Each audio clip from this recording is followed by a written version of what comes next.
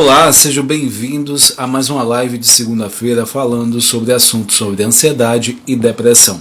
Eu convido você a estar junto comigo nessa live, onde vai ter realmente um assunto muito interessante e você não pode perder, tá? Já peço para você, Áurea, seja muito bem-vinda, peço para você compartilhar essa live, curtir essa live já e para que mais pessoas, amigos, parentes já conheça, né, e acompanhe essa jornada aí, tá?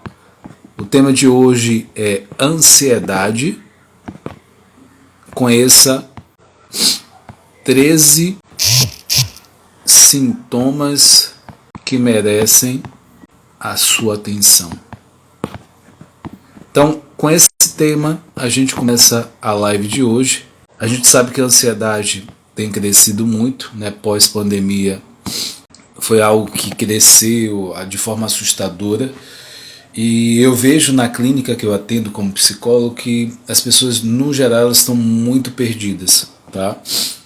E é um pouco preocupante, mas o bacana é que tem pessoas, profissionais falando sobre isso e o meu convite é que você esteja atento, né, em relação a esse assunto, ansiedade e depressão, né? A ansiedade pode levar à depressão e acompanhe, né? Fique até o final e veja todos os 13 sintomas da ansiedade. Caso você queira comentar algo, talvez você esteja passando por um processo de ansiedade ou depressão, comenta aqui abaixo, comenta aqui na live. Para mim vai ser uma honra ter a sua opinião, a sua posição e até o compartilhar da sua vivência e experiência. A gente sabe que ansiedade é um termo geral para vários distúrbios que causam nervosismo, medo, apreensão e preocupação. A ansiedade é uma reação que todo indivíduo experimenta diante de algumas situações do dia a dia, como falar em público, expectativa para datas importantes, entrevista de emprego, véspera de provas, exame de saúde, entre outros. Contudo, algumas pessoas vivenciam essa reação de forma mais frequente e intensa, que pode ser considerada patológica ou comprometer a saúde emocional. E a pergunta é: como saber quando a ansiedade normal ultrapassa os limites e pode ser considerado um transtorno? Então, essa é uma pergunta que vai nortear a nossa live hoje, né? E já vou pedir para você compartilhar essa live, curtir essa live, para que mais pessoas tenham acesso a esse conteúdo. Então, trazendo o tópico ansiedade e medo, você que não sabe, a ansiedade, a base da ansiedade é o medo. Medo do futuro, medo do que vai acontecer, tragédia, há um processo mental negativo. Então, de acordo com o DSM-5, né, o Manual de Diagnóstico Estatístico de Transtornos Mentais, os transtornos de ansiedade incluem aqueles que compartilham características de medo e ansiedade excessiva e perturbações de comportamentos relacionados. Assim, o medo é a resposta emocional à ameaça iminente a algo real ou percebida, enquanto a ansiedade é a antecipação de ameaça futura. Então o medo é com mais frequência, Rafael, seja bem-vindo, com mais frequência associado a períodos de excitabilidade aumentada e necessária para luta e fuga. Então o medo ele é necessário, né? Muita gente fala o medo é ruim. Não, o medo ele tem um caráter de proteção. A grande questão é o excesso dele que pode paralisar ou causar uma ansiedade. Então há pensamentos de perigo imediato, comportamentos direcionados a escapar de alguma situação, né? Seja muito bem-vindo, Rafael, muito bom te ver aqui, viu? Então, os ataques de pânico se destacam dentro dos transtornos de ansiedade, como um tipo particular de resposta ao medo. Então, o medo é a base da ansiedade, o medo é a base do síndrome do pânico, né? Ataques de pânico, tudo isso tem como base o medo.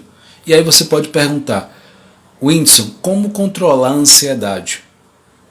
Aprendemos a controlar a ansiedade quando descobrimos os seus gatilhos emocionais. Então, desse modo, uma das melhores ferramentas atuais para lidar com momentos ansiosos é a psicoterapia. Claro que tem algumas técnicas que você pode usar para controlar, seja de forma preventiva ou de forma que você esteja em uma crise e possa ir diminuindo essa crise. Então é possível identificar gatilhos por conta própria ou através de um terapeuta, né, que ele vai conduzindo você e você vai percebendo esses gatilhos e sabendo lidar com esses gatilhos. Então às vezes pode ser o caminho, são óbvios, né, e como o consumo de cafeína em excesso, álcool às vezes a pessoa também, e cigarro, isso tudo pode aumentar todo o processo de ansiedade. Outras vezes eles podem ser menos óbvios. Eventualmente problemas de longo prazo, como dificuldades financeiras ou relacionado ao trabalho, pode levar algum tempo até serem descobertos. Então esses são os motivos também. Então a gente vê que após a pandemia, né, dificuldade financeira, questão de trabalho, não está trabalhando, perdeu o trabalho, então isolamento, então tudo isso foi gatilhos que foram criados na pandemia, que após houve um crescimento absurdo de ansiedade e depressão. Assim podemos ser também, né, podemos ser impactados por uma data de vencimento, uma pessoa, uma situação, e não percebemos isso. Isso pode exigir algum apoio extra, né, para você perceber, no meio da terapia, ou amigos, ou mentores. Então é importante que, se você não sofre de ansiedade, mas você está aqui assistindo essa live, você vai poder ajudar alguém a sinalizar de alguma forma que ela, né, precisa de ajuda. Então é uma forma também de você ser um vetor de mudança na vida dessa outra pessoa.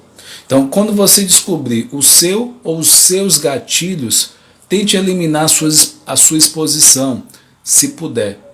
Entretanto, se você não consegue ou não, né, reduzir esse contato, como no caso de um ambiente de trabalho, você precisa estar trabalhando, você precisa estar naquele ambiente, você vai precisar ter formas de lidar com aquele gatilho que está ali, do trabalho, por exemplo, né? E aí você usar algumas técnicas que vão ajudar você a enfrentar todo esse processo. E aí você pode perguntar, Whindersson, o que caracteriza o transtorno de ansiedade? O transtorno de ansiedade se diferencia do medo ou ansiedade normal, né, adaptativo, por serem excessivos e também persistirem além do período apropriado ao nível de desenvolvimento. Ou seja, o que vai diferenciar um transtorno de ansiedade para uma ansiedade normal ou medo? É a intensidade e a frequência desses sintomas de ansiedade. E assim, eles podem se diferenciar do medo ou ansiedade provisória, né, com frequência induzido por estresse e por serem persistentes. E aí a pergunta: quais são os sintomas da ansiedade? Então eu vou listar alguns principais aqui sintomas, e ou você ou alguém que você acompanha, né, que você talvez tenha suspeita que essa pessoa tem ansiedade, você vai ter uma noção se essa pessoa ou você de fato está tendo ansiedade. O primeiro sintoma é enxergar perigo em tudo. A gente sabe que a ansiedade é como se fosse um estado de alerta 24 horas. Eu falo assim, 36 horas por dia a pessoa está ligada ali. Tá? Ela vai ver sempre algo negativo, ela vai olhar para o futuro, achar que algo ruim vai acontecer. Então há a questão da respiração ofegante, às vezes, que a pessoa às vezes suar, né? Então o segundo sintoma é apetite desregulado. Terceiro, alteração do sono. Geralmente uma pessoa ansiosa, ela pode passar a noite toda sem dormir. Eu já atendi casos, né, uma paciente até de 13 anos que ela já estava acho que 5 dias sem dormir. E aí ela chegou até mim nesse processo, e aí eu comecei a fazer o trabalho. Então, com 1 ou 2 semanas, ela já começou a estar dormindo novamente normal, e outros sintomas a gente foi tratando a causa, né, de acordo com o tratamento. Então, a alteração do sono acontece. A quarta, a tensão muscular. Geralmente é aqui no ombro, a pessoa fica tensa, né? Às vezes a pessoa acorda toda dolorida, com a tensão, que teoricamente seria para ela relaxar, né, dormindo. Só que ela fica com a tensão nesse momento. Aí o medo de falar em público. Aí vem o sexto, preocupações excessiva. Às vezes preocupação, dificuldade financeira, a questão familiar, né, briga com um, com o outro, com o marido, com a esposa. Sétimo sintoma, ficar sempre próximo a ataques de nervos. Tem também o oitavo, medos irracionais. Nono, inquietação constante. Uma pessoa com ansiedade, ela fica inquieta, ela fica muito sensível, ela se irrita muito fácil, se estressa muito fácil. Décimo, sintomas físicos. 11º, pensamentos obsessivos. 12º, perfeccionismo. Né? Uma pessoa ansiosa, ela quer ter o controle de tudo. Por quê? Pare e pense comigo, tá? Essa parte é importante. Uma pessoa que quer, né, uma pessoa ansiosa, ela quer ter o controle de tudo. Vamos pensar uma relação, né, de marido e mulher. Aí a esposa, ela é ansiosa. Ela tem uma facilidade de ter ciúmes desse marido. Ela vai ligar, para você tá onde? Tal. Ela só vai se aquietar quando falar com o marido, com o namorado, que ela quer ter controle. Você tá onde? Então, ela tendo controle, né, ela vai diminuir essa ansiedade. Só que é de uma forma inadequada, uma forma patológica. Então, quem tem ansiedade quer ter o controle. Se você, por exemplo, sai com uma pessoa ansiosa e você não fala para a pessoa para onde vai ou de que forma vai para aquele lugar, ela fica um pouco ansiosa.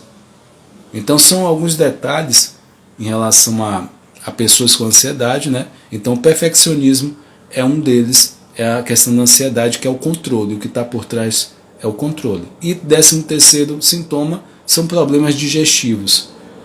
Eu atendi uma outra paciente que toda vez que ela ia apresentar algum trabalho em público, dava dor de barriga nela, que era ansiedade, tá? Então são algumas formas de manifestações da ansiedade. Então, em relação ao primeiro sintoma, que é enxergar perigo em tudo, como é que funciona? Eu vou dar algumas situações aqui, né, e falar um pouco mais disso. Indivíduo com transtorno de ansiedade, em geral, subestimam, né, o perigo nas situações que temem ou evitam. Da mesma maneira, o medo ou a ansiedade são excessivos ou fora de proporção. Outro detalhe da ansiedade, a ansiedade está sempre evitando alguma coisa. Evitando uma pessoa, evitando uma situação, evitando algo, né? Algo, às vezes é um lugar. Então, entenda que a ansiedade é evitação.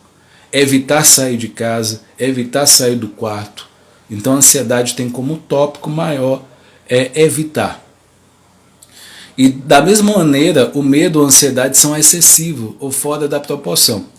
Então, você já conheceu alguma pessoa que não viaja de avião porque tem medo de acidente aéreo? Está sempre pensando no avião que vai cair. Então já imagina, inclusive, a cena do luto, né? Toda a tragédia já acontecendo. Então, outro exemplo é alguém que passa por um procedimento ou um exame médico simples ou teme ter doença grave. Então, ficar incapacitado após o exame. Então, são casos extremos que chega até cogitar a possibilidade de morrer do procedimento. Eu atendi uma outra paciente que ela não queria fazer. Essa questão de ambiente de hospital, ambiente de consulta, fazer exame, para ela gera um gatilho para disparar a questão do medo que, eu tenho uma doença muito grave, vou morrer. Então, são pontos aí que a gente vai identificando. Eu falei do segundo sintoma, que é apetite desregulado. Como é isso na prática? Não faltam casos de pessoas, né, que encontram a comida uma solução para os seus problemas emocionais. Então, isto é, ao menor sinal da preocupação, você recorre ao brigadeiro, ao docinho ou qualquer outro alimento para aliviar a tensão. Então, aquele assalto, né, à geladeira, a pessoa que come demais, ela pode também estar sofrendo de ansiedade. É uma forma de manifestação dessa ansiedade. Então, em geral, mastiga um pouco o alimento e ingere grande quantidade de comida em pouco tempo. Comer de forma indiscriminada, né, sem fome, por ansiedade, estresse ou outra emoção negativa é um sinal de alerta. Então, um cuidado, né? Essa atitude pode desencadear uma compulsão alimentar. O restante dos sintomas eu vou estar falando na semana que vem. E se fez sentido até agora, aguarda a semana que vem. E as perguntas, já vai anotando suas perguntas após você assistir essa live. E aí na próxima semana eu vou continuar com esse assunto e trazer as 13 sintomas, né, da ansiedade. Tá bom? Espero que você tenha aprendido algo novo hoje. E qualquer dúvida é só deixar nos comentários e mandar mensagem no direct. Um beijo no coração de vocês. Até a próxima. Tchau, tchau.